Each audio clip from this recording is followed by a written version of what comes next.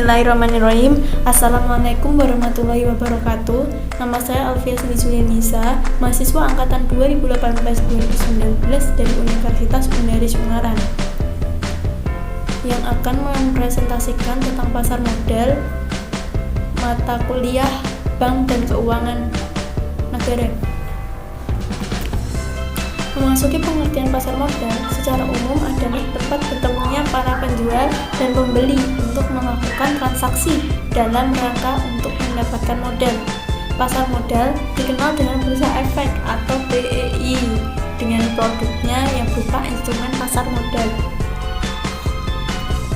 Macam-macam instrumen pasar modal ada dua, yaitu saham dan obligasi. Saham sendiri merupakan surat berharga yang bersifat kepemilikan. Artinya, si pemilik saham merupakan pemilik perusahaan. Maksudnya, semakin besar kepemilikan saham, maka semakin besar pula kekuasaannya di perusahaan tersebut. Keuntungan yang diperoleh dari saham disebut dividen. Memasuki jenis-jenis saham, dari segi hak tagih, saham preferred atau preferred stock merupakan saham yang memperoleh hak utama dalam dividen dan harta apabila perusahaan sampai mengalami likuidasi. Dan saham biasa atau common stock, bagi pemilik saham ini, hak untuk memperoleh dividen akan dipenuhi setelah saham preferred. Dari segi cara peralihan, saham atas unjuk atau preferred stock tidak tertulis nama pemilik dalam saham tersebut sehingga mudah untuk dialihkan atau dijual kepada pihak lain. Namun saham atas nama atau register stock, di dalam saham tertulis nama pemilik saham tersebut dan untuk dialihkan kepada pihak lain diperlukan syarat dan prosedur tertentu. Memasuki obligasi merupakan instrumen utang bagi perusahaan yang hendak memperoleh modal. Berbeda dengan saham, obligasi tidak mempunyai hak terhadap manajemen dan kekayaan perusahaan. Artinya perusahaan yang mengeluarkan obligasi hanya mengakui mempunyai utang kepada si pemegang obligasi sebesar obligasi yang dimilikinya, dengan bentuk keuntungan yang diperoleh berupa kupon.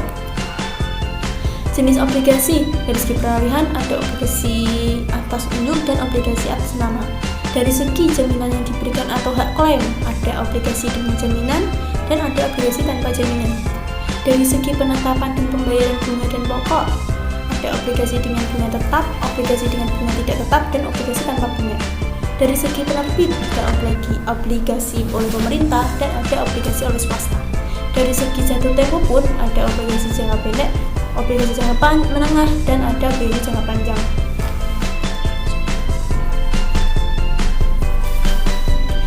Memasuki para pemain di pasar modal, emiten. Kegiatan perusahaan yang melakukan penjualan surat-surat berharga disebut emisi, sedangkan perusahaan yang melakukan kegiatan tersebut disebut emiten dengan tujuan untuk memperoleh perluasan usaha, memperbaiki struktur modal, mengadakan peralihan pemegang saham. Dan investor, yaitu pemodal yang membeli atau menanam modalnya di perusahaan yang melakukan emisi. Sebelum membeli, investor pun melakukan analisis terhadap perusahaan tersebut, termasuk melihat bonafide, prospek, dan analisis lainnya dengan tujuan untuk memperoleh keuntungannya, untuk kepemilikan perusahaannya, dan berdagang jika mana menjual kembali sahamnya.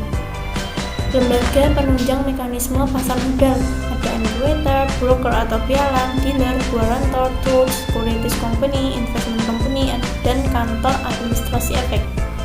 Memasuki lembaga-lembaga yang terlibat di pasar modal.